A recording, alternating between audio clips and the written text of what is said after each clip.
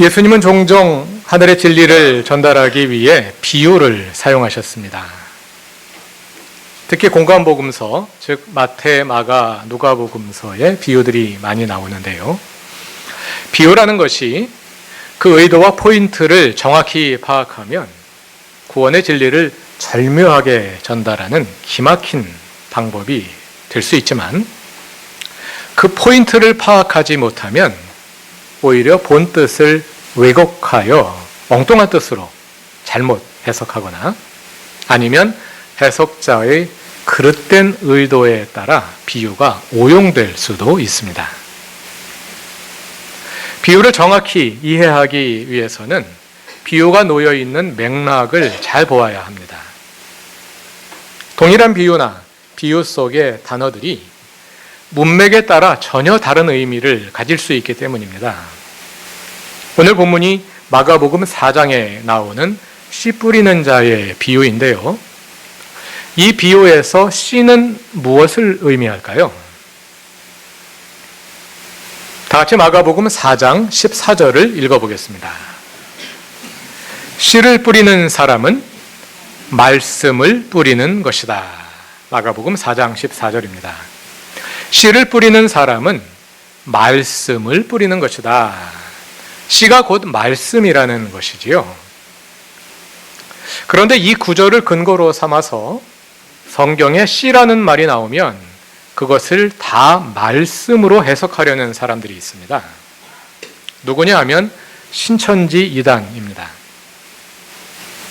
신천지는 여기에서 출발하여 그것을 예레미야서 31장 27절에 적용합니다. 예레미야서 31장 27절에는 사람의 씨와 짐승의 씨라는 말이 나오는데요. 신천지는 여기서 사람의 씨는 사람의 아들이신 예수님의 말씀이고 짐승의 씨는 사탄의 말이라고 주장합니다. 그리고는 그것을 다시 마태복음 13장의 가라지의 비유에 적용합니다. 가라지의 비유에 보면 좋은 씨앗도 뿌려지고 사탄의 씨앗도 뿌려지거든요. 그래서 자신들은 예수님의 좋은 씨를 받은 사람들이고 기성교회는 사탄의 씨앗, 가라지를 받은 사람들이라고 주장합니다. 성경 말씀을 그 맥락에서 떼어내고 자기 입맛에 따라 조합하여 새로운 교리를 만들어내는 것이지요. 그러나 예레미야서 31장 27절이 말하는 씨란 말씀이 아니라 자손이라는 뜻입니다. 그리고 거기에 나오는 짐승은 요한계시록에 나오는 사탄의 하수인인 짐승이 아니라 그냥 문자 그대로 동물을 가리키는 말입니다. 사람의 씨와 짐승의 씨, 사람의 자손들과 짐승의 새끼들을 가리키는 겁니다. 하나님께서 이스라엘을 회복시키셔서 사람들의 자손도 많아지고 동물들의 새끼들도 많아지게 하신다는 뜻입니다. 예레미야서의 문맥을 잘 읽으면 알 수 있습니다. 그런데 문맥을 무시하고 읽기 때문에 그러한 해석이 나오는 것입니다. 신천지 같은 이단들이 비유풀이를 좋아하는 이유는 비유의 의미는 문자적으로 또는 명시적으로 드러나지 않기 때문에 해석자가 개입할 수 있는 여지가 많고, 그래서 자기들이 원하는 대로 의미를 조작하기에 용이하기 때문일 것입니다. 이단들이 비유를 좋아하는 또 다른 이유는 비유의 수사학에 있습니다. 오늘의 본문인 마가복음 4장 10절 이하를 보시면요. 예수께서 비유로 말씀하신 이유는 어떤 사람들에게는 그 뜻을 계시하고 어떤 사람들에게는 그 뜻을 감추기 위해서라고 말씀하시거든요. 다 같이 4장 11절과 12절을 읽어봅시다. 예수께서 그들에게 말씀하셨다. 너희에게는 하나님 나라의 비밀을 맡겨주셨다. 그러나 저 바깥 사람들에게는 모든 것이 수수께끼로 들린다. 그것은 그들이 보기는 보아도 알지 못하고 듣기는 들어도 깨닫지 못하게 하셔서 그들이 돌아와서 용서를 받지 못하게 하시려는 것이다. 하나님께서 너희 인사이더들에게는 하나님의 나라의 비밀을 알려주셨고 저 바깥 사람들 아웃사이더들에게는 감추어 두셨다고 하지요. 여기에서 너희란 예수께서 선택하신 제자들이고 바깥 사람들이란 구원받지 못할 사람들인데요. 신천지는 오늘날 그 너희에 해당하는 사람들이 누구라는 걸까요? 자기들 신천지가 그 선택받은 제자들이라는 것이겠죠. 그럼 바깥 사람들은 누구라는 걸까요? 기성교회, 우리도 이제 그 바깥 사람에 포함이 되는 겁니다. 신천지는 이렇게 비유를 자기 입맛대로 해석해 놓고 기성교회가 그걸 비판하면 기성교회는 구원받지 못할 바깥 사람들이라서 하나님의 계시를 이해하지 못한다고 공격하는 것입니다. 이런 식으로 자기들만 구원받았다고 주장하기에 유용한 도구가 될 수 있기 때문에 이단 종파들이 비유풀이를 좋아하는 것 같습니다. 그러나 정말 선택받은 제자들이라면 성경을 정직하게 읽어야지요. 그리고 우리도 그러한 이단에 넘어가지 않으려면 성경을 읽을 때 정확하게 읽으려고 노력해야 합니다. 오늘 우리가 읽고자 하는 씨 뿌리는 자의 비유가 신천지가 중요하게 다루는 본문입니다. 그래서 설교 준비하면서 신천지의 동영상 강의들을 직접 찾아서 들어보았습니다. 들어보고는 놀랐습니다. 성경 본문을 매우 상세하게 연구하고요. 강의를 상당히 명민하게 구성했습니다. 죄송한 말씀입니다만 그 주회의 수준이 웬만한 기성교회보다 훨씬 높습니다. 그리고요, 재미있고 신기합니다. 사람들이 왜 신천지로 넘어가는지 이해가 되더라고요. 이단이라 그래서 다 틀린 얘기만 하는 건 아닙니다. 그럼 누가 넘어가겠습니까? 그리고 처음부터 본색을 드러내지는 않습니다. 대부분은 맞는 내용입니다. 그러다가 성경을 왜곡하는 내용들이 간간히 등장하는데요. 문제는 그 얼마 안 되는 내용들이 전체의 방향을 좌우하는 중심적인 역할을 하는 것이죠. 그래서 괜찮은 줄 알고 듣다 보니 뭐가 잘못인지 잘 파악하기가 어렵습니다. 근데 듣다 보니까 어느새 잘못된 길로 빠져버리는 것입니다. 오늘은 마가복음 4장에 나오는 씨 뿌리는 자의 비유를 함께 읽어보고자 합니다. 먼저 마가복음 4장 1절과 2절을 보시죠. 이 두 절은 예수께서 비유를 말씀하신 상황을 설명해 주고 있습니다. 특히 1절을 보면 예수님은 배를 타신 채로 말씀하시고 무리들은 무태, 헬라어를 직역하면 땅에 서서 말씀을 듣고 있습니다. 청중은 땅에 있습니다. 이 그림이 매우 중요합니다. 예수님은 배에서 말씀하시고요. 청중은 땅에서 듣고 있습니다. 이 그림과 비슷하게 씨 뿌리는 자의 비유에서 땅은 말씀을 듣는 사람들, 청중을 상징합니다. 청중은 듣는 사람들이라는 뜻이죠. 마가복음 4장에는 듣다를 뜻하는 헬라어 동사 아쿠오가 무려 13번이나 나오면서 청중의 듣는 자세를 강조합니다. 오늘의 본문인 씨 뿌리는 자의 비유도 마찬가지입니다. 이 비유는 들으라는 말로 시작하고 들으라는 말로 끝나는 수미상관 구조를 가지고 있습니다. 첫 절인 3절을 보시면 잘 들어라 하는 말로 시작됩니다. 그리고 9절은 들을 귀가 있는 사람은 들어라 하는 말로 끝나죠. 사실은 이것이 이 비유의 핵심적인 메시지입니다. 말씀을 잘 들으라는 것입니다. 씨 뿌리는 자의 비유의 내용에 대해서는 교우 여러분이 잘 알고 계실 것입니다. 씨를 뿌리는 사람이 밭에 나가 씨를 뿌리는데 씨들이 4가지 서로 다른 땅에 떨어졌습니다. 하나는 길가에 떨어져서 뿌리를 내리기도 전에 새가 날아와 쪼아 먹었습니다. 어떤 씨는 흙이 얇은 돌짝밭에 떨어져서 뿌리를 좀 내리다 말고 말라 죽었습니다. 다른 씨는 가시덤불에 떨어져서 제대로 자라지 못하고 죽어버렸습니다. 그런가 하면 어떤 씨들은 옥토에 떨어져서 30배, 60배, 100배의 결실을 맺었습니다. 씨 뿌리는 자의 비유의 특징은 마가복음에 나오는 비유들 가운데 유일하게 예수님 자신이 친히 그 비유를 해석해 주셨다는 점입니다. 이어지는 13절부터 20절에 그 해석이 나오는데요. 이렇게 예수님이 친히 그 비유를 해석해 주신 이유는 이 비유가 그만큼 중요하기 때문이겠죠. 다 같이 마가복음 4장 13절을 읽어봅시다. 그리고 예수께서 그들에게 말씀하셨다. 너희가 이 비유를 알아듣지 못하면서 어떻게 모든 비유를 이해하겠느냐? 죄송합니다. 이 비유를 알아야 다른 비유도 알 수 있다는 것입니다. 이렇게 예수님이 가장 중요한 비유라고 하셨기 때문에 신천지도 이 비유를 중요하게 다룹니다.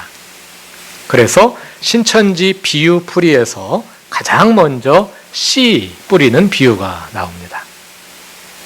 그런데 신천지는 이것을 자기들 마음대로 비틀어서 확대합니다. 마가복음 4장 13절에서 예수께서 중요하다고 말씀하신 비유는 오늘의 본문인 씨 뿌리는 자의 비유인데요. 신천지는 이것을 씨에 대한 다른 비유들로 확대합니다. 그래서 아까 말한 예레미야서 31장 27절로 넘어가고요. 그건 비유가 아닌데요. 그냥 문자적으로 읽어야 하는데 그걸 비유로 억지로 해석하고요. 거기에서 다시 마태복음 13장의 가라지의 비유로 넘어갑니다. 그 비유풀이의 핵심은 예수님의 좋은 씨앗을 받은 자들이 자기들이고 기성교회는 짐승의 씨앗을 받은 자들인데 그들이 자신들을 박해한다는 것이죠. 그럼 예수님이 이 비유를 어떻게 해설해 주셨는지 잘 살펴보기로 합시다. 13절부터 20절이 예수님이 가르쳐 주신 해석인데요. 먼저 씨란 곧 말씀이라는 것을 14절에서 확인했습니다. 그럼 이 비유에 나오는 내 땅은 무엇을 가리키는 걸까요? 먼저 15절을 보시지요.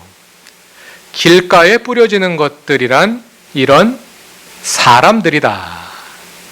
다음은 16절을 보시죠. 돌짝밭에 뿌려지는 것들이란 이런 사람들이다. 다음은 18절입니다. 가시덤불 속에 뿌려지는 것들이란 달리 이런 사람들을 가리키는데 마지막으로 20절입니다.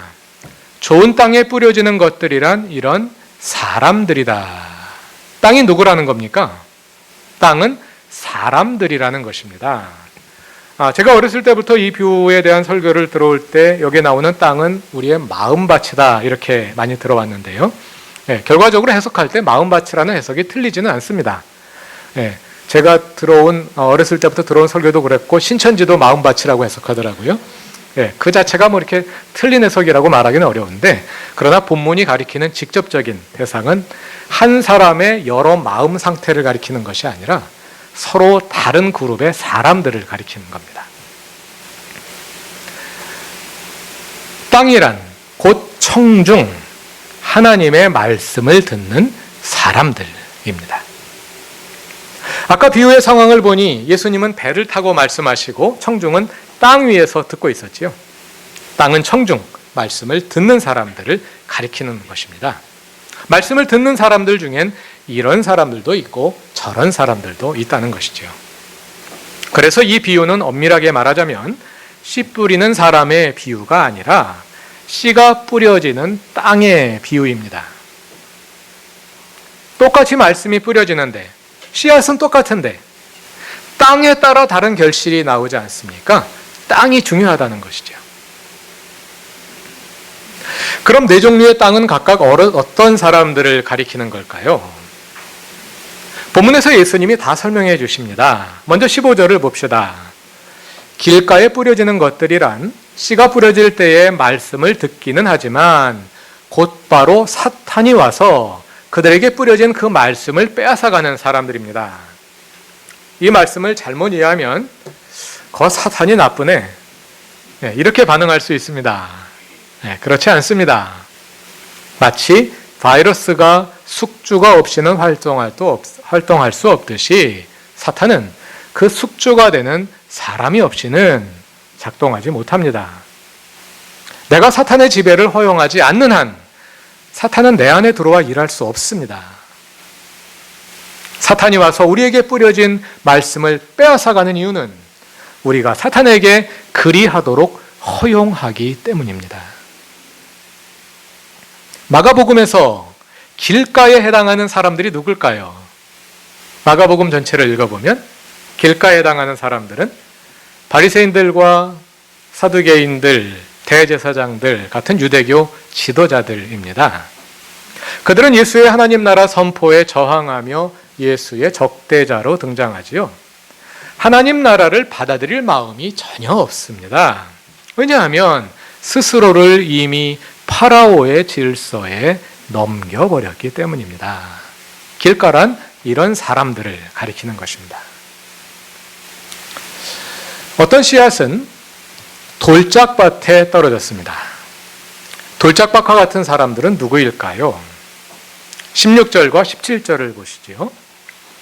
말씀을 들으면 곧 기쁘게 받아들이기는 하지만 그들 속에 뿌리가 없어 오래가지 못하고 그 말씀 때문에 환난이나 박해가 일어나면 곧 걸려 넘어지는 사람들입니다. 그래서 결실하기까지 믿음을 지켜내지 못합니다. 신천지는 이 박해가 기성교회로부터, 즉 신천지 교회 밖으로부터 자기들에게 오는 박해라고 주장합니다. 그러나 그것은 신천지 사람들이 파라오의 질서가 무엇인지 잘 몰라서 하는 소리입니다. 파라오의 질서는 교회 안과 밖을 가리지 않고 작동합니다. 이 비유에서 말하는 박해란 이단교회 다닌다고 기성교회가 비판하는 그런 박해가 아니라 우리가 이 땅에서 하나님의 주 되심을 이루며 살고자 할 때 파라오의 질서로부터 오는 박해를 가리키는 것이죠. 마가복음에서 돌짝밭에 제일 가까운 사람들은 누굴까요? 처음에는 잘 받아들이나 고난과 박해를 당하면 믿음을 포기해버린 사람들 누구일까요? 예수님의 제자들입니다. 그 제자들의 대표가 베드로이지요. 베드로가 헬라어로 페트로스인데요. 돌짝밭은 헬라어로 페트로데스입니다. 베드로라는 이름 반석을 뜻하지 않습니까? 이 반석이라는 비유가 마태복음에 가면 굳건한 믿음을 상징하는데요. 마가복음에서는 돌짝밭을 가리킵니다. 동일한 단어가 맥락에 따라서 다르게 비유되는 것입니다. 비유는 맥락을 보고 이해해야지 똑바로 이해할 수가 있는 겁니다. 셋째는 가시덤불 속에 뿌려지는 씨입니다. 18절과 19절을 보시지요. 가시덤불은 세상의 염려와 재물의 유혹과 그 밖에 다른 일에 욕심이 들어와 말씀을 막아서 열매를 맺지 못하는 사람들을 가리킵니다. 돌짝밭이 파라오의 질서의 채찍이라면 가시덤불은 파라오의 질서의 당근이라 하겠는데요.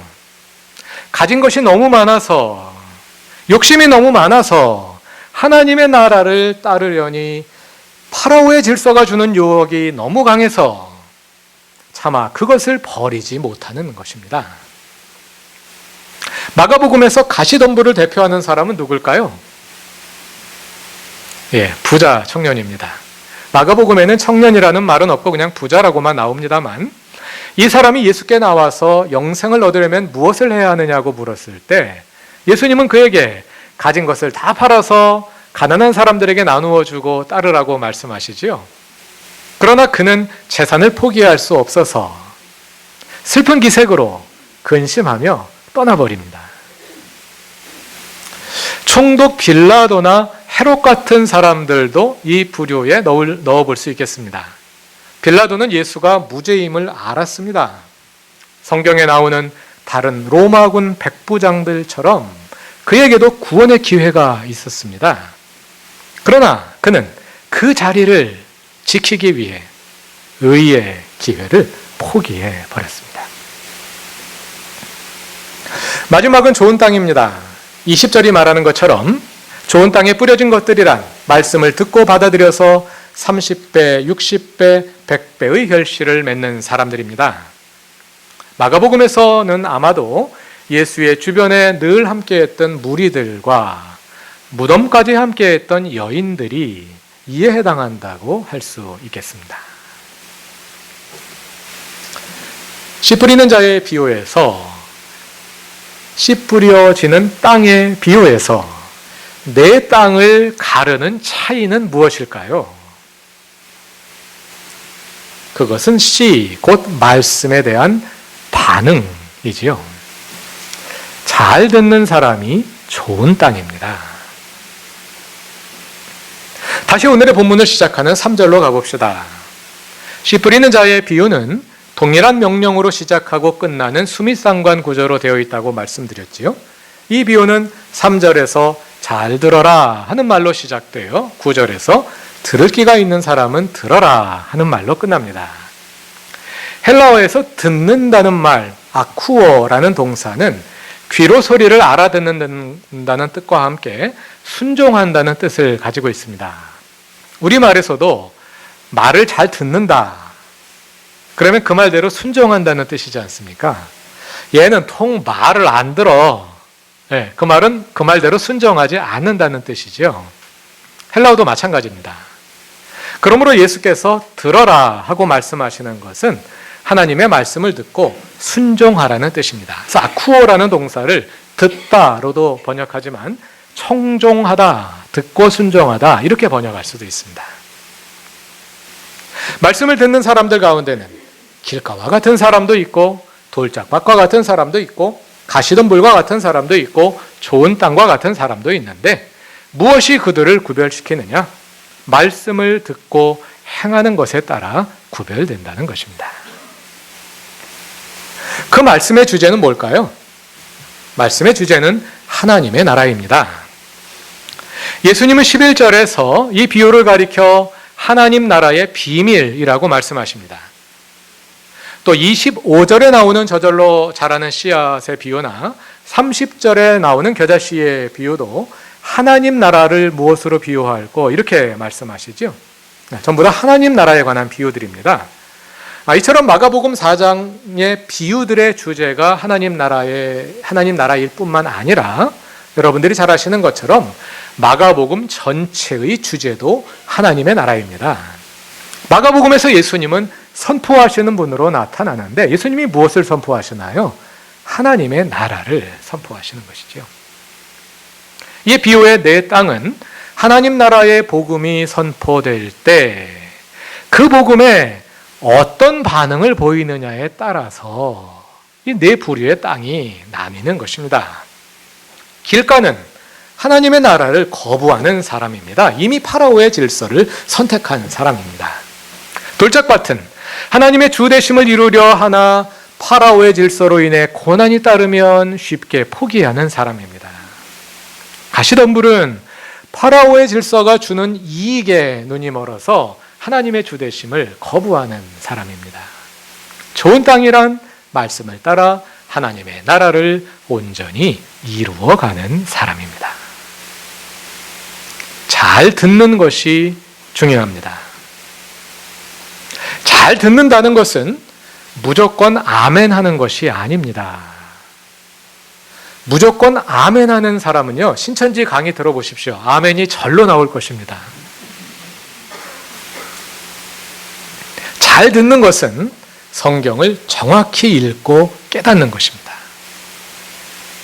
설교를 듣는 1차적인 목적은 감동을 받는 것이 아닙니다. TV에서 하는 명사들의 인생 강의를 들어보십시오. 얼마나 감동적입니까? 설교의 1차적인 목적은 성경에 담겨 있는 하나님의 말씀을 정확히 깨닫는 것입니다. 하나님의 뜻을 알기 위해 그리고 그 뜻대로 살기 위해 설교를 듣는 것이지요. 물론 설교자가 하나님의 뜻을 정확히 전달할 뿐 아니라 거기에 감동까지 더해주면 금상첨화이겠지요. 그러나 그것이 설교의 본질은 아니라는 것입니다. 설교는 인조히 하는 것이 아닙니다. 설교는 능동적으로 경청하는 것입니다.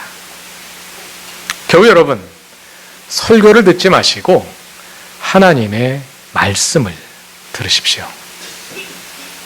청중의 관심은 설교자의 경험과 학식과 달변이 아니라 그 설교를 통해 성경 말씀이 어떻게 해석되는지 거기에 집중해야 합니다. 그러기 위해서는 청중이 스스로 성경을 읽어야 합니다. 성경을 읽을 때 정확하게 읽어야 합니다. 성경을 정확하게 읽는 가장 좋은 방법은 주일 설교를 들으신 후에 집에 가셔서 그 본문을 다시 읽어보는 것입니다. 성경을 읽으시되 내 선입견을 성경에 덮어 씌우지 말고 그냥 읽던 대로 읽으면 100번 읽어도 새로운 메시지가 떠오르지 않습니다. 우리는 읽으면서 새로운 것을 읽어내는 것 같지만 아는 만큼 읽게 돼 있거든요. 그래서 설교가 중요한 것입니다. 성경을 읽을 때 설교에서 배운 것을 떠올리며 성경을 다시 읽는 것입니다. 또 설교를 듣을 때 무조건 아멘하지 않고 설교의 내용을 성경에 비추어 검증하는 것입니다. 설교를 반추하며 성경을 다시 읽으시되 그 말씀의 맥락이 되는 앞뒤 본문들도 함께 읽어보십시오. 그렇게 하나님께서 여러분 각자에게 주시는 말씀을 들어보십시오. 그리고 한 주간 그 말씀대로 살고자 애쓰십시오. 하나님의 말씀을 잘 듣는 사람은 신천지 같은 이단에 빠지지 않습니다. 하나님의 말씀을 잘 듣는 사람은 그 말씀을 따라 하나님의 주 되심을 살아갑니다. 그래서 비유에 나오는 좋은 땅처럼 30배, 60배, 100배의 결실을 이루어냅니다. 그 좋은 땅과 같이 성경을 통해 하나님의 뜻을 알기에 힘쓰고 그 말씀대로 실천하여 하나님의 주 되심을 이루기에 힘쓰는 그루터기 교회의 사랑하는 모든 교우들이 되시기를 바랍니다. 다 같이 기도드리겠습니다.